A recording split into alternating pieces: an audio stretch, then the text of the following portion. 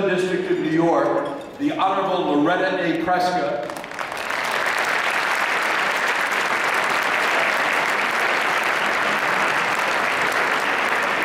and the distinguished Chief Judge of the United States District Court for the Eastern District of New York, the Honorable Carol B. Avis.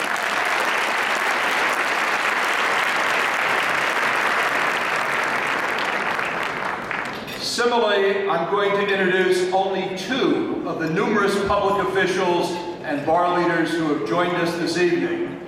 The United States Attorney for the Southern District of New York, the Honorable Preet Bharara,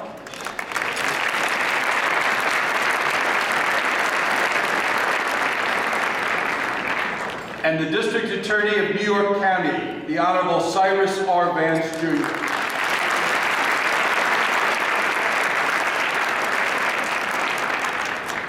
Other than that, I'm going to limit my remarks at this point to introducing NYCLA's President, Stuart Aaron.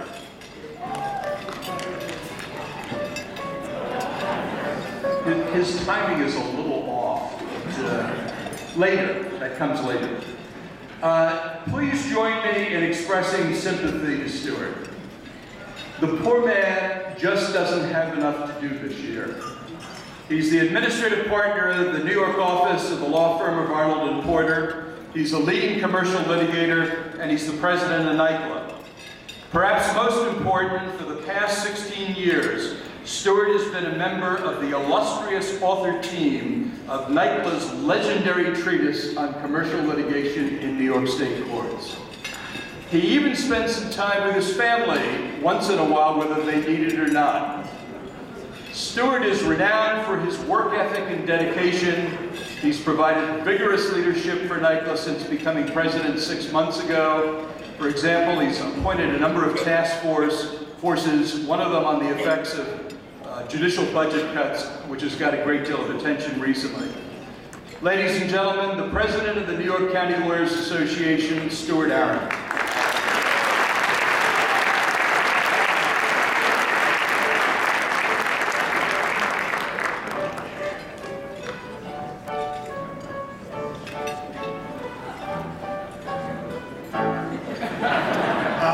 So I wanted to begin my remarks by telling you about what I'm not going to do this evening. I am not going to perform for all of you in song.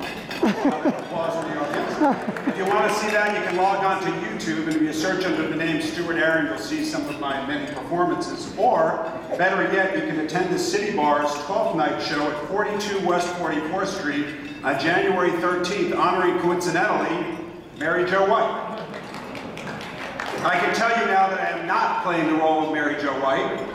Rather, to give you a hint, I am portraying a person she met in the 8th grade. What I am going to talk about tonight for a few short minutes, with your indulgence, is my experience as NYCLA president.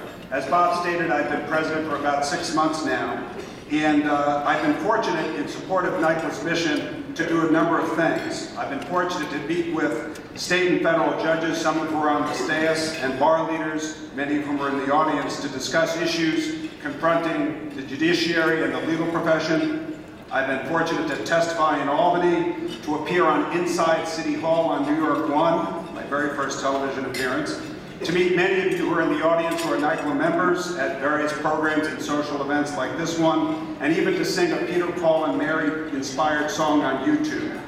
NYCLA the past 6 months has been going very strong. Our committees, many of you who I've seen here this evening, are kind of the backbone of those committees, and I truly appreciate all that you do. And as Bob alluded to, we have a task force on judicial budget cuts that's been getting a fair amount of notoriety lately. Among other things, they issued a preliminary report on the effect of the budget cuts, both in state and federal court. There were hearings held. A public hearing was held on December 2nd, where some of you in this room testified. And a survey was done. The results of that survey were published just today. We also have a task force on unemployed and transitioning lawyers. And what we're doing there is we're creating a program for unemployed and underemployed lawyers where they can actually try cases in New York City Civil Court under the supervision of a NYCLA member. In addition, we're creating a program where unemployed lawyers can go to law firms and attend those law firms' CLE and professional development programs. And I thank the many law firms that have signed up for that program and look to sign others up soon. NYCLA's CLE programs are thriving. Over the last 6 months, I had somebody count, and these are statistics that I thank the staff for. We've had 70 programs with over 3,200 attendees. Our pro bono programs over the last 6 months have also been very active. I'm told we've represented 600 clients in the past 6 months.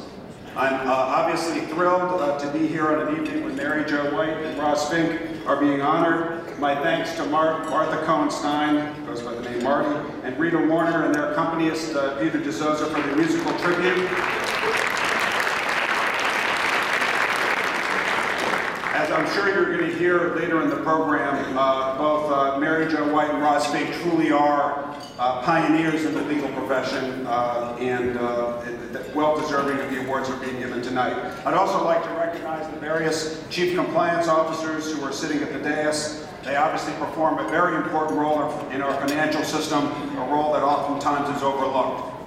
Before closing, I did want to thank my partners and colleagues. I got them a seat in the front row here for their support of me and of NYCLA, and I'm serious about that. It truly is an honor for me to work at a law firm that has counted among its clients over the years Fortune 100 companies, victims of McCarthyism, Clarence Earl Gideon, disabled war veterans, and death row inmates, including most recently Troy Davis.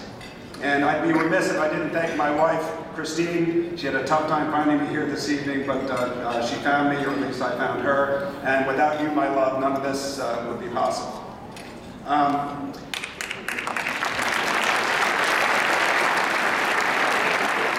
So, just one final thought. During my induction remarks as NYCLA president, I had invoked the words of Harry Chapin, famous, maybe not so famous, singer-songwriter. And one of the things that Harry said was, when in doubt, do something. And for those of you who are not yet NYCLA members, please join us and let's all do something together. And finally, for those of you who work on Twitter, I only started that the day of my induction. My handle is NYCLA PRES, and please follow me. Thank you.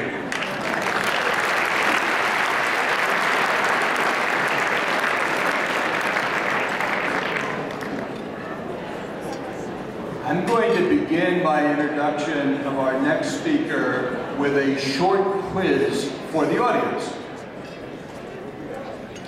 This quiz is designed to improve your courtroom performance. Are you ready? Okay. What is the correct pronunciation of the last name of the plaintiff in the world's most famous electronic discovery litigation? Our next speaker will have the answer to that question.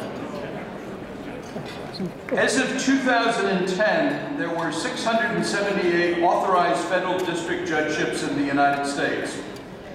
All of them are compelled by the random case assignment system to be generalists. Some of them become well known for the leadership they have provided for the bench and the bar in particular areas. In some cases, the judge becomes known for such leadership in his or her own district or circuit. In rare cases, a judge becomes nationally known. Our next speaker is one of those rare cases. As you know, the importance of discovery of electronic information has increased exponentially over the last 10 years. It is now one of the most rapidly evolving and challenging areas of the law. I don't know of any other area of law of this significance and visibility where a single district judge is universally regarded as the thought leader. That judge is the Honorable Shira A. Shenlin, United States District Judge in the Southern District of New York, who will present the Boris Kostelanetz President's Medal to Roz Fink. Ladies and gentlemen, Judge Shenlin.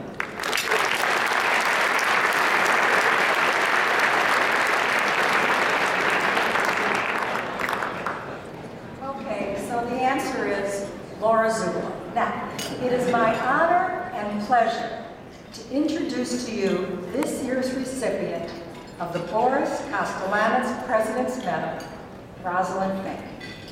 When Roz asked if I would make this introduction, she told me I was limited to 3 minutes and not a second more, but that if I didn't fill the 3 minutes precisely, someone in this vast audience might mistakenly believe that I couldn't find enough accomplishments by Roz to fill my allotted time. Well, not to worry about that. I will not exceed my time because I have a healthy fear of Bob Hague and his 8 co-chairs, who together are a rather intimidating group, nor will I have the least bit of trouble filling my time, because Roz's activities in the legal profession have caused many friends to wonder whether she suffers from a hyperactive thyroid or is simply an insomniac. Now, as a previous winner of the Cromwell Award, I also want to extend my congratulations to Mary Jo White, who, by the way, I have been told confidentially, really is an insomniac, known to do her best work between 4 and 6 a.m. Now, first and foremost, Roz was the first woman president of this great association in 1997 and 1998, blazing the trail for the 3 women presidents who have succeeded her or will succeed her in the ensuing 14 years. At NYCLA, she also served on the Executive Committee, Board of Directors, William Nelson Cromwell Committee, no, not the year that I was the recipient, lest you wondered, the Task Force on Judicial Selection, no, not the year that I was selected, lest you wondered, the Women's Rights Committee, and the Finance Committee. Her performance in each of these positions was clearly a great success because, as we know, women have rights, the association's finances are in the black, the Cromwell Award winners are always outstanding, and the association is stronger than ever. NYCLA is not the only organization to have benefited from her extraordinary leadership skills.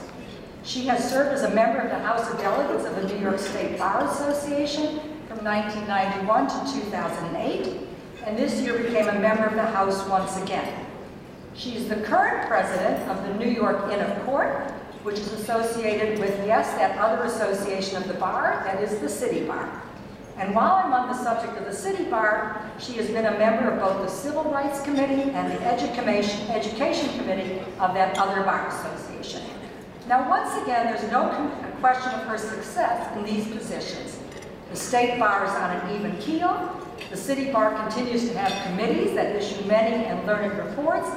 And the New York Inn of Court has the best programs in town, as demonstrated by tonight's 2 headline singers, both of whom are in the inn. Now, those of you who are members of the ABA don't want to feel left out, and Roz certainly didn't want this organization to fail, so she served as the chair of its ad hoc committee on back to business law and a member of its New York advisory board. On top of all this, she has served as the vice president of the Yale Law School Alumni Association and is chair of the nominating committee and a member of its executive committee. As you know, the Yale Law School continues to thrive. Finally, at one time, she was the chair of the Affirmative Action and Non-Discrimination section of the National Association of Colleges and University Attorneys. It could be that because she ended her service with that group 16 years ago, colleges and universities have been experiencing a slight decline in their public image in the last few years. Well, by now you should be totally exhausted just from hearing this recitation of so much public service. But on top of all this, just in case you don't already know, Roz is a truly wonderful person who is at all times witty, lively, supportive, creative, and inspiring. I can't tell you how lucky I am to have her as my best friend.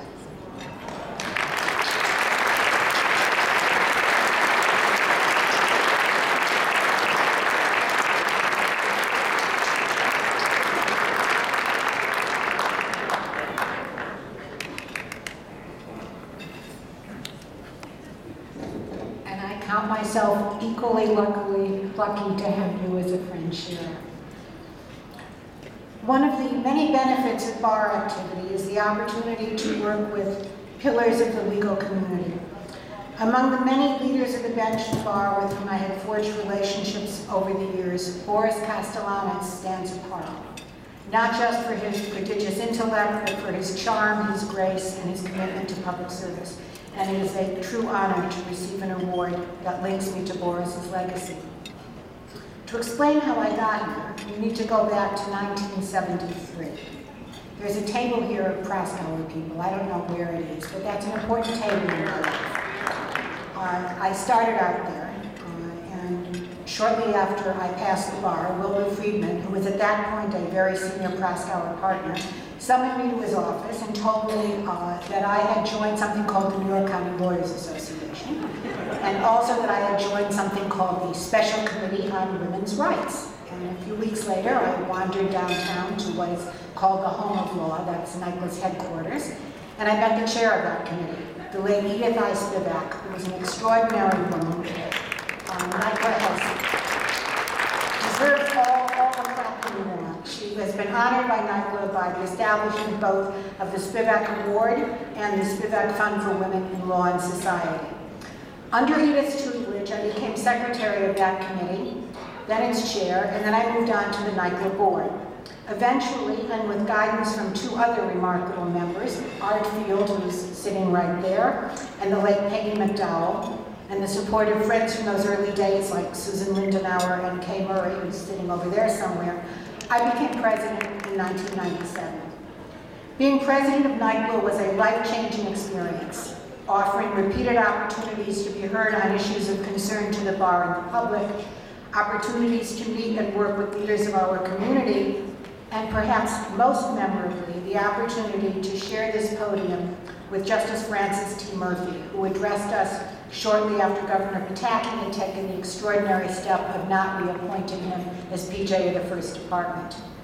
I've been coming to these dinners for close to 40 years, and I have never heard as eloquent a speech or seen this room quite as quiet as when Tim Murphy addressed us in 1997.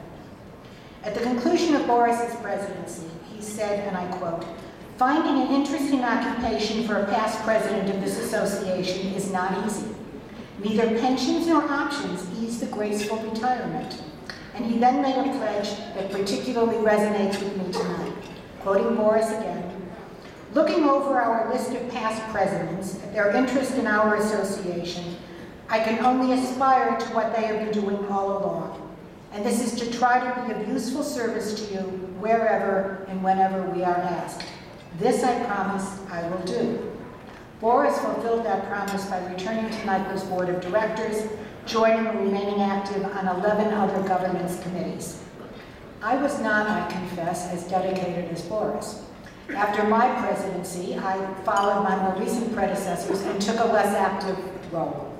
I natted occasionally at board meetings. I got involved when a particular topic or interested me, or I was asked to serve on a committee. Mostly I watched from some remove, became more active, as you heard from Shira, in other venues. And then one day, about 5 years ago, fate intervened. I made one of my infrequent appearances at a NYCLA board meeting, and I learned that Stuart Aaron, whom I then knew only through his membership in my Inn of Court, was a rising star at NYCLA. Shortly thereafter, Stuart became vice president, which is the first step in our presidential succession ladder. And with his ascension to the presidency this spring, I was given the great gift of a second chance, the opportunity to once again experience through Stuart the challenges and opportunities that bar presidents face on a daily basis. I both adore and admire Stuart, and playing the role of his consigliere, if that's a word and if I'm allowed to say that, has given me enormous pleasure. Thank you, Stuart. Thank you as well to Sophia Giannakopoulos, and to Marilyn Flood, and all the other members of my NYCLA family. Thanks also to the members of my nuclear family, Robert Hertz and Zachary Hertz, sitting over there somewhere. Without their support and patience, I would not be here today. Thanks most of all to Edith Irene Spivak, in whose name I am accepting this award. She truly taught me everything it was important to know. Thank you.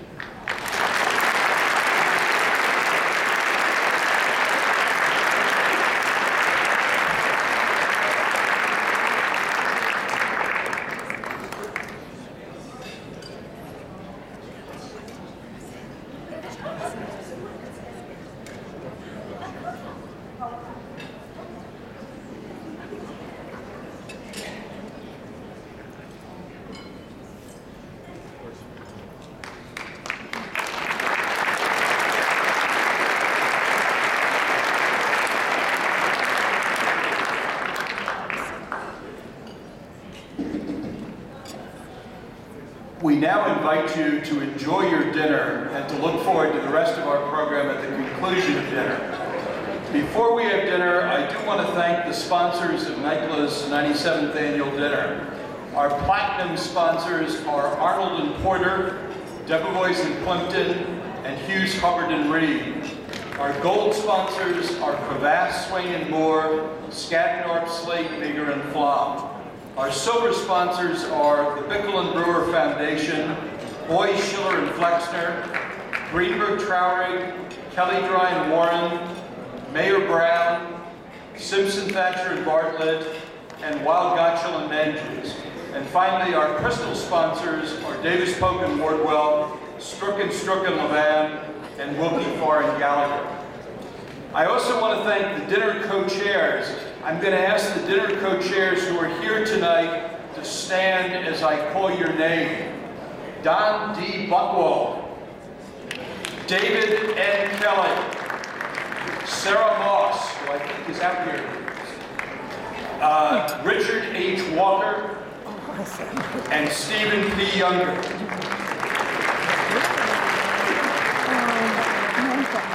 Most importantly, I want to thank Sophia Giannakopoulos, NYCLA's incomparable executive director.